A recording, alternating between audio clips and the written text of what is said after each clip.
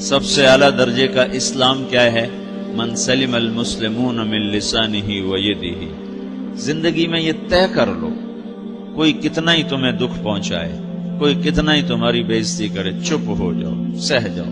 مرنے والے کی کیا عزت، کیا ذلت، میں نے تو مر کے دیکھا ہے، اور مجھے یہ حدیث سمجھ میں آئی ہے بڑی اچھی طرح، موتوا قبل ان تموتوا، کہ مرنے سے پہلے مر جاؤ۔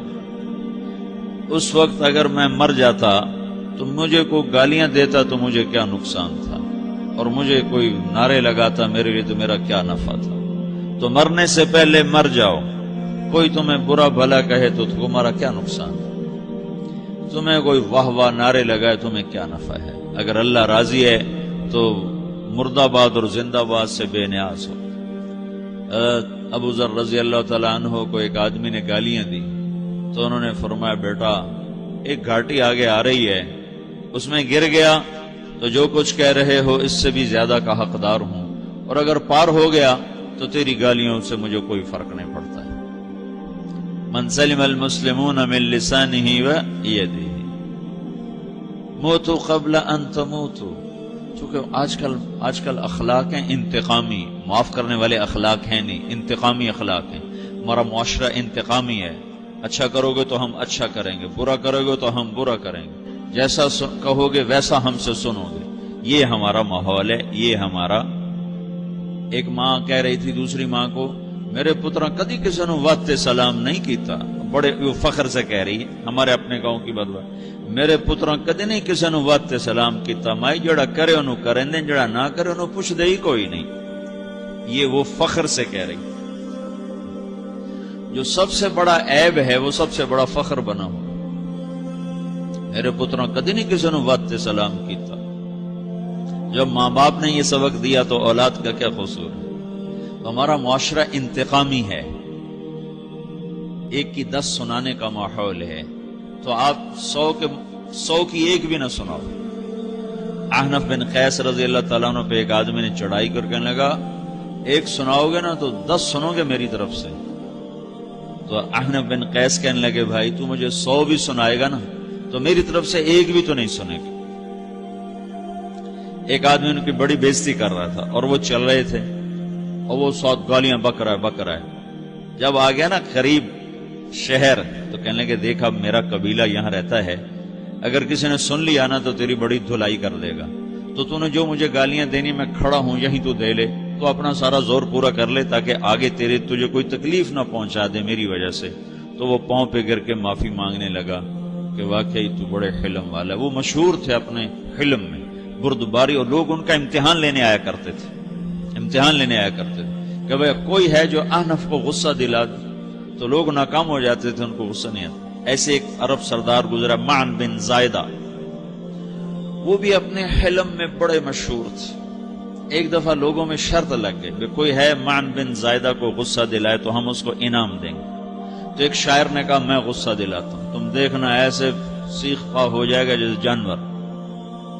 تو وہ چلا گیا اس کی مجلس میں، دربار لگا، عرب سردار تھا بہت بڑا، دربار لگا ہوا، تو کہتا السلام علیکم، وعلیکم السلام۔ تو معن بن زائدہ پر ایک دور بڑے فقر کا گزرا تھا، پھر اللہ نے اس کو بہت بڑی سرداری دی، بنو عباس کا بہت بڑا یہ وزیر گورنر تھا۔ تو کہتا اتذکر اذ لحافک جلد شاۃ واذ نعلاک من جلد البعیر، کیوں بھائی تجھے یاد ہے جب تیرا بستر بکری کی کھال تھا اور تیرے جوتے اونٹ کی کھال کے تھے؟ تو کہنے لگا کیوں نہیں یاد، بھلا کوئی ماضی بھی بھولتا ہے؟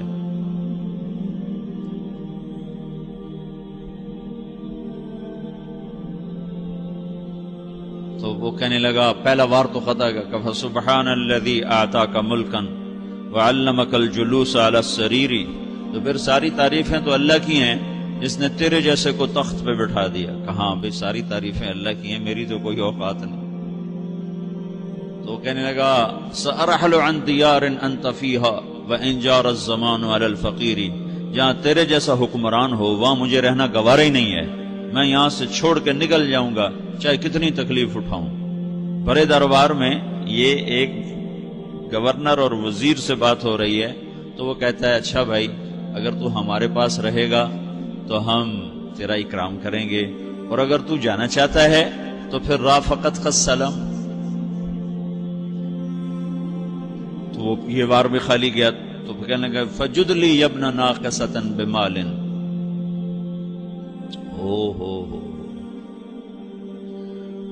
او گندی ماں کے بیٹے مجھے کچھ عطا بھی کر، میں بغیر پیسے کے سفر کیسے کروں گا؟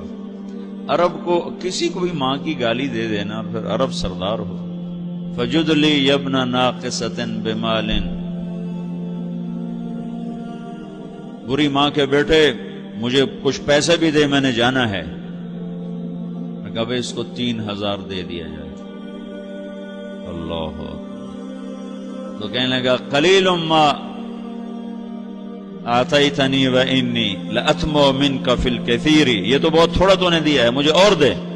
کہا اچھا بھائی 3000 اور دے دو. تو وہ شاعر کی بھی آنکھیں پھٹ گئیں. کہنے لگا اب ٹھہر جا ٹھہر جا، اب میں تیری اصل تجھے بتاتا ہوں. سألت اللہ ان یبکیک ذخرا فما لک فی البریۃ من نذیر، میں اللہ سے دعا کرتا ہوں اللہ تیرے جیسوں کو سلامت رکھے، تیرے جیسا دنیا میں کسی ماں نے جنا ہی کوئی نہیں. فمنک الجود والافضال حقا وفضل یدیک کالبحر الغزیر، تو ہی سخی ہے، تو ہی کریم ہے، اور سمندر بھی تیری سخاوت کے آگے کچھ نہیں ہے. تو نے کہا اچھا بھائی تو نے ہماری برائی کی، ہم نے تمہیں 6000 دیے، اب تو نے ہماری تعریف کی، اب 10,000 اور دے دو اس کو. باتیں ہی رہ گئیں، باتیں ہی رہ گئیں. کہاں سے لائیں ایسے لوگ؟ ہمارا معاشرہ انتقامی ہے، بدلہ لینے کا ہے، بدلہ لینے کا. تو میرے ساتھ کیا میں نے بھی کرنا ہے. تو اعلیٰ درجے کا اسلام یہ سکھا رہا نہیں چپ ہو جاؤ، سلامت بن جاؤ، سلامتی بن جاؤ، سلامتی کی علامت بن جاؤ. من سلم المسلمون من لسانہ ویدہ. اب وہ سوال کرتا ہے یا رسول اللہ ای الایمان افضل، سب سے اعلیٰ درجے کا ایمان کیا ہے؟ اسلام کیا ہے؟ کلمہ، نماز، روزہ، حج، زکات. اعلیٰ درجے کا اسلام کیا ہے؟ من سلم المسلمون من لسانہ ویدہ. یہ اخلاق کا ادنا درجہ ہے، ادنا درجہ ہے. ادنا درجے پر پہنچ کر آپ اسلام میں اعلیٰ درجے پر آ سکتے ہیں. وہ سوال کرتا ہے ایمان کیا ہے؟ تو آپ نے کہا اللہ پر، فرشتوں پر، کتابوں پر، رسولوں پر، موت کے بعد کی زندگی پر، تقدیر پر. اب ایک اور سائل سوال کرتا ہے ای الایمان افضل، سب سے اعلیٰ درجے کا ایمان کیا ہے؟ تو آپ نے فرمایا حسن الاخلاق، اچھے اخلاق سب سے اعلیٰ درجے کا ایمان ہے. جو آدمی اسلام میں، جو آدمی اخلاق میں، جو مرد عورت اخلاق میں ادنا درجے پر ہوتا ہے وہ اسلام میں اعلیٰ درجے پر پہنچتا ہے. اب اگر وہ اخلاق میں اعلیٰ درجے پر آ جائے تو اب یہ کہاں پہنچے گا؟ اب یہ کہاں پہنچے گا؟ میرا نبی کہہ رہا ہے سب سے اعلیٰ درجے کا ایمان ہے حسن اخلاق، حسن اخلاق. ابو ہریرہ نے پوچھا یا رسول اللہ وما حسن الاخلاق، یہ بھی ایک اور حدیث ہے. یا رسول اللہ حسن اخلاق کیا چیز ہے؟ تو آپ نے 3 چیزیں فرمائی، تصل من قطعک وتعطی من حرمک وتعفو عمن ظلمک. جو تم سے توڑے نہ تم اس سے جوڑو. نہیں کرتا سلام نہ کریں، کوئی ہم چھوٹے باپ کے ہیں؟ ہم تو کبھی بھی نہ کریں، ہم تو کبھی بھی نہ منہ تھوکیں بھی نہیں ہم تو میرا نبی کہہ رہا ہے جو توڑے تم اس سے جوڑو، جو محروم کرے اسے عطا کرو، جو زیادتی کرے اس سے درگزر کرو. یہ 3 کام جو عورت مرد کر لے گا یہ اخلاق کے اعلیٰ درجے میں ہے. جب یہ اخلاق کے اعلیٰ درجے پر پہنچتا ہے تو پھر میرا نبی کیا بشارت دیتا ہے؟ ادنا درجے پر پہنچ کر تو اعلیٰ مسلمان کی بشارت ہے، اور اخلاق میں اعلیٰ درجے پر پہنچ کر میرا نبی کہتا ہے کاد الحلیم ان یکون نبیا، اعلیٰ اخلاق والا بس نبی بنتے بنتے رہ جاتا ہے. اعلیٰ اخلاق والا ایسے ہے جیسے کہ نبی، قریب ہے کہ وہ نبی بن جائے.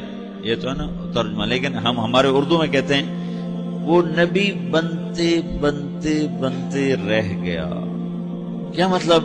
کہ اس میں اور نبی میں صرف نبوت کا فرق رہ جاتا، باقی وہ سب کچھ حاصل کر لیتا ہے.